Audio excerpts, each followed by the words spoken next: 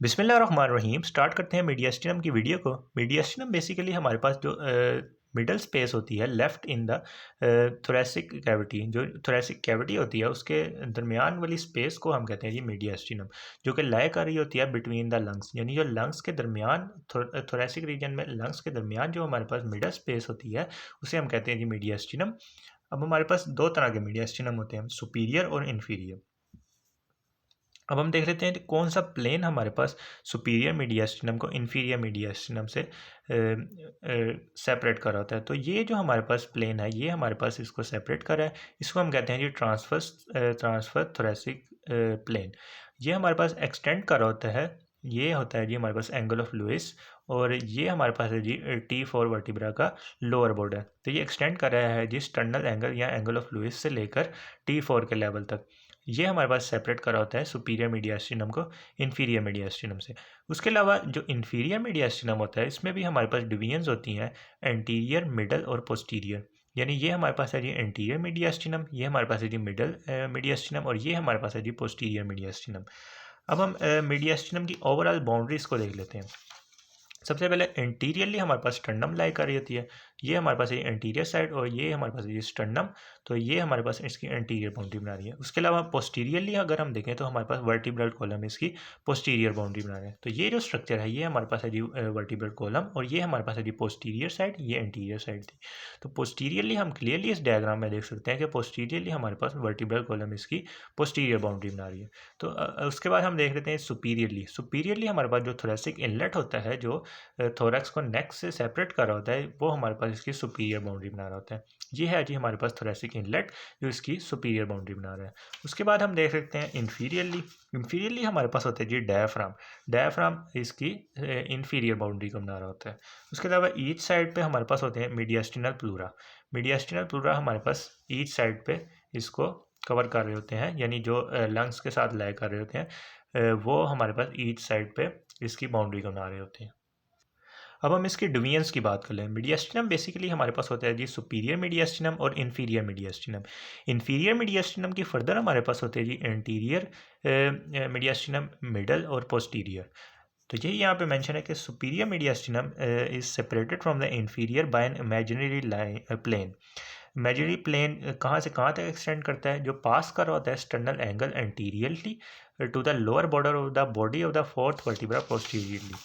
यानी ये हमारे पास था जी एक्सटर्नल एंगल एंटीरियरली हमारे पास ये एक्सटेंड कर रहा था प्लेन एक्सटर्नल एंगल से फोर्थ थोरैसिक वर्टिब्रा के लोअर बॉर्डर तक। तो ये हमारे पास सुपीरियर और इन्फीरियर मीडियास्टिनम को आपस में सेपरेट कर रहा था। फिर हमने देखा कि इन्फीरियर मीडियास्टिनम भी हमारे पास तीन पार्ट्स के अंदर डिवाइड होता है। इन्फीरियर मीडियास्टिनम इज सब divided into three parts bye pericardium. ये जो पेरिकार्डियम होता है हार्ट के इर्द गिर्द, ये हमारे पास इसको तीन पार्ट्स के अंदर सेपरेट कर रहा होता है। The area in front of the pericardium is called the anterior mediastinum. The area behind the pericardium is called the posterior mediastinum. और जो पेरिकार्डियम और उसके कंटेंट्स होते हैं, यानी हार्ट और ग्रेट वेसल्स के रूट्स जो हमारे पास पेरिकार्डियम के कंटेंट्स में आती है, वो हमारे पास बना रही होती है जी मिडल mediastinum। तो ये हम देख सकते हैं कि पेरिकार्डियम की इन फ्रंट पे हमारे पास एंटीरियर मीडियास्टिनम होता है, और पेरिकार्डियम और उसके कंटेंट्स हमारे पास बनाते हैं जी मिडल मीडियास्टिनम।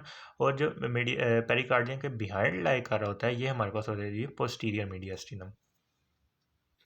अच्छा, अब स्टार्ट करते हैं जी सुपीरियर मीडियास्टिनम से। सुपीरियर मीडियास्टिनम को हमने टोटल दो पॉइंट्स के अंदर पढ़ा है। अब सबसे पहले हम देखेंगे इसकी बाउंड्रीज कौन कौन से स्ट्रक्चर बना रहे हैं, फिर हम इसके कंटेंट्स को देखेंगे। सबसे पहले स्टार्ट करते हैं इसकी बाउंड्री से। इंटीरियरली हमारे पास जो इसकी बाउंड्री बना रहा होता है वो हमारे पास होता है जी मैन्यूब्रम स्टर्नम, यानी जो स्टर्नम का मैन्यूब्रम होता है वो हमारे पास इसकी इंटीरियर बाउंड्री बना रहा होता है। पोस्टीरियर की बात करें तो हमारे पास जो अपर फोर थोरैसिक वर्टिब्रा होते हैं वो हमारे पास इसकी पोस्टीरियर बाउंड्री बना रहे होते हैं। सुपीरियरली हमारे पास जो प्लेन ऑफ थोरैसिक इनलेट होता है वो हमारे पास इसकी सुपीरियर बाउंड्री बना रहा होता है। उसके बाद इन्फीरियर की बात करें तो हमारे पास ट्रांसवर्स थोरैसिक प्लेन इसकी इन्फीरियर बाउंड्री बना रहा होता है। इस प्लेन को हम कहते हैं कि ये इमेजिनरी प्लेन होता है जो एक्सटर्नल एंगल इन फ्रंट से एक्सटेंड कर रहा होता है to the lower border of the fourth thoracic vertebra behind. उसके अलावा ईच साइड पे हमारे पास बेसिकली होगा जी मीडियास्टिनम प्लूरा। अब इसको इस डायग्राम में देख सकते हैं कि हम एंटीरियर, ये हमारे पास एंटीरियर साइड है, ये पोस्टीरियर साइड है।